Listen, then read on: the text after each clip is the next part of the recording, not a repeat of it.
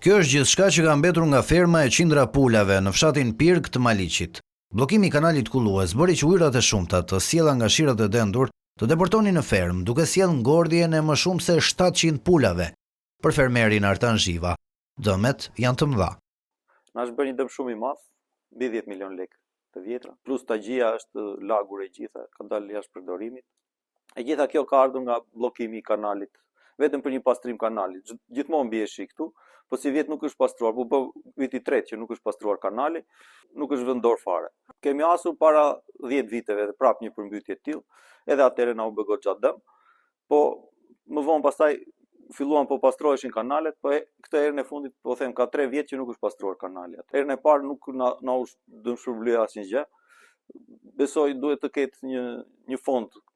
Ministria e Bujqësisë, Bashkia nuk e di që të na shpërblej gjithë mundi që kemi. Fermeri kërkon ndihmë pasi ekonomia e familjes së tij varet vetëm nga ky biznes. Bllokimi i kanalit ka sjellë përmbytjen e fermës, ndërsa fermeri Zhiva thotë se Bashkia Maliq nuk ka marrë asnjë mas.